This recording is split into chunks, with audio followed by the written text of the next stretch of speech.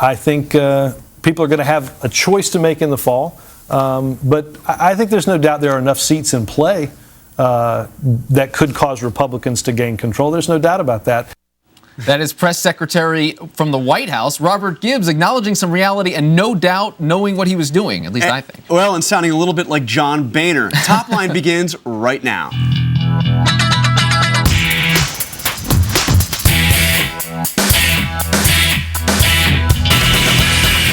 Hello and welcome to ABC News Washington Post Top Line. I'm Rick Klein. And I'm Jonathan Karl. Every day at noon Eastern, we're right here bringing you the latest political news and analysis.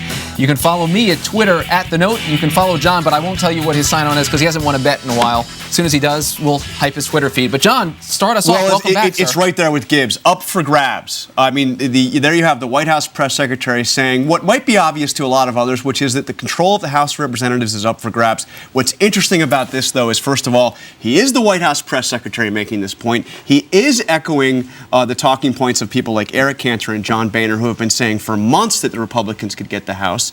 And he's also making some Democratic House members very upset. This was not part of their talking points. But, you know, it is part of the talking points of some in the Democratic establishment. You saw a memo last week put out by top Democrats urging Democrats to match Republicans in fundraising. And I think this is a scare tactic. This is saying we're better off running scared than running in place. But you're right. It isn't exactly the message that you want if you're in the House. And the people running the Democratic campaign say this is what helps Republican fundraising. Yeah, well, it's easier to raise for them, too. Next up, Vitter jitters.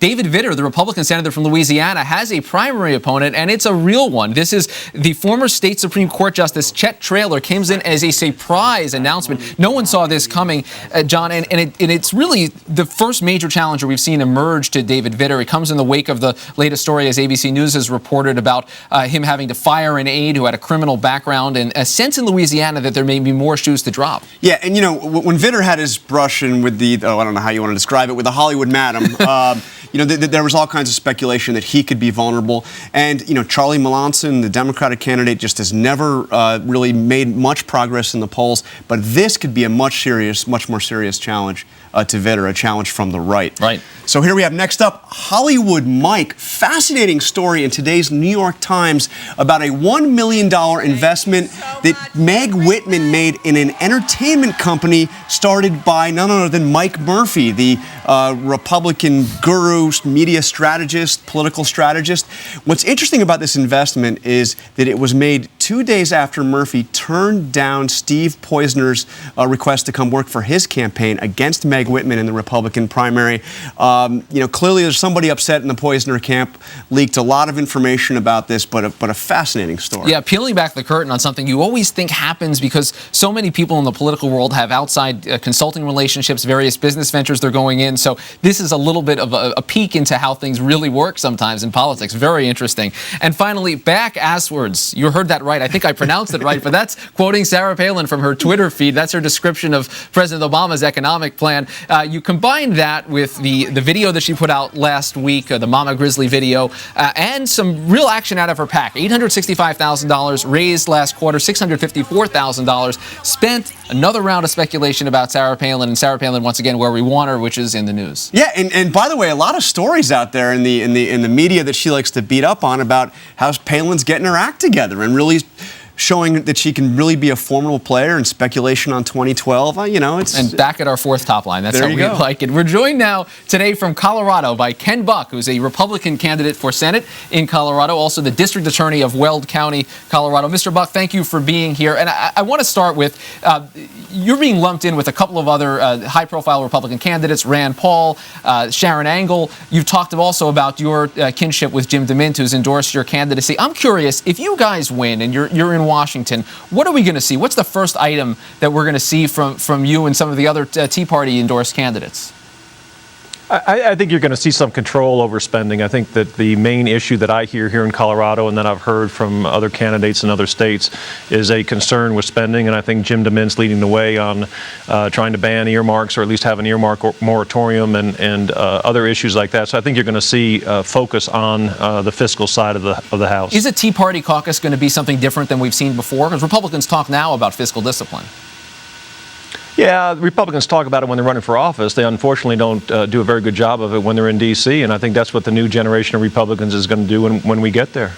So I don't know if you saw, but over the weekend, Senator DeMint raised the possibility of the need for leadership changes in the Republican Party in Washington. What's your sense? You come to the Senate. Do you think there needs to be a little bit of a shakeup in terms of the Republican leadership? I'm not going to go there. I don't know enough. I'm focused on Colorado. I'm focused on trying to win a primary. I haven't dealt with the leadership in D.C., and right now I'm concerned about what's going to happen on August 10th here in Colorado. Well, you've gotten to know Jim DeMint. He's obviously one of the early supporters of your campaign. Would you consider supporting him for a leadership post, maybe even the Republican leader in the Senate? I think Jim DeMint has a great voice, and I think he has a voice that it's going to be more and more respected in the United States Senate, and I certainly think that he has a leadership role in the Republican Party in the Senate, absolutely. I want to ask you about the Social Security program and some comments you've made recently. And in fact, as I mentioned, Sarah Palin, she was out there just over the weekend saying Sharon Angle is right. We need to be privatizing part of Social Security. Here's a quote I want to read back to you. Quote, I don't know whether it's constitutional or not. It certainly is a horrible policy. The idea that the federal government should be running health care or retirement or any of those programs is fundamentally against what I believe. And again, that's in reference to Social Security. Do you want to explain that a little bit? I mean, do you support getting rid of Social Security entirely? What would you like to see done? No, I don't support getting rid of Social Security. I think the most important thing we can do is to make sure we keep the promise that we have made to seniors.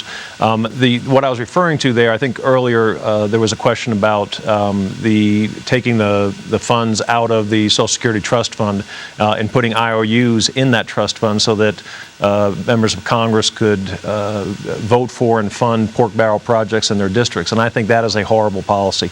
I think we've made a promise in Social Security. I think we need to make sure that the promise is just as viable today as it was 20 years ago. And I think we need to make sure that we have a program that our younger generation of workers believes in and believes that will be in place when they get around to the point where they're ready to retire. We've seen an explosion in the size of the federal government. I mean, really beginning with the presidency of George Bush and certainly continuing under the Obama presidency. Where would you scale back? I mean, what are the big ticket items where you could see scaling back the size of the federal government? You know, I think what we need to do is we need to look at the Constitution as a guide to what the federal government should be involved in and what they shouldn't be involved in. And frankly, it's difficult to sit here without having listened to testimony from the various members of the executive branch and figure out where to cut. There are some programs, the National Endowment for the Arts, the National Endowment for the Humanities, things like that, that I don't think the federal government needs to be doing when we're in the situation that we're in right now. Those are not big ticket items. The big ticket items, I think, are going to require a lot of thought and a lot of discussion in the United States Senate, and I can't sit here and go through the budget line by line with you and tell you these are the things that I would cut. But I mean, I don't know how you can wall off, though, from that discussion Social Security. You say keep the promise, but that promise has been exactly what's put the nation in the financial state that it's in. Wouldn't you agree with that? No, I wouldn't. I think that Social Security is a viable program and can be made viable with sitting down with some people that are very knowledgeable in the area and figuring out what to do. I don't think Social Security needs in any way to be cut. There's been some controversy back in Colorado about some words Tom Tancredo said about the President of the United States, and he reiterated this again over the weekend. He said, "I believe with all my heart that all of the external threats to the United States pale in comparison to the threat that Barack Obama poses to this country." Do you believe that? I said at the time that I did not agree with Tom Tancredo in the sense that I think what is going on right now with the deficit spending and the huge debt and unfunded liabilities, as you just mentioned, is a huge threat. And I think that the president is leading a progressive liberal movement that is causing, to a certain extent, the threat. Certainly, we had deficit spending under President Bush and under Republican Congress, House and Senate. But I think the largest threat we really have is the progressive liberal movement. I think if Barack Obama stepped down tomorrow, we would still have that threat. But more of a threat than Al-Qaeda, more of a threat than Iran, the threat of terrorism. You say that the liberal progressive movement is the biggest threat facing the country? I believe that because if we continue to spend the way we're spending, we will not have the ability to focus on those external threats that you just mentioned. I want to ask you briefly about your Republican primary opponent, Jane Norton. She's gotten some establishment support. John Cornyn out there for a fundraiser for her. Why is she the wrong choice? And what would you be doing, or what could you do that she wouldn't be able to do as the Republican nominee? You know, my opponent has supported the largest tax increase in the history of the state of Colorado. I support term limits on senators and members of the House. She does not. There are a number of policy differences. And really, when I started this campaign, I started running by going to all 64 counties and building a grassroots base. She started with a top-down model. And when we go to D.C., you know, our allegiance would be to two different entities. And my allegiance will be to the citizens of Colorado who got me there. All right, Ken Buck, a Republican candidate for Senate in Colorado, we thank you for being with us. Thank you. Thank you, sir.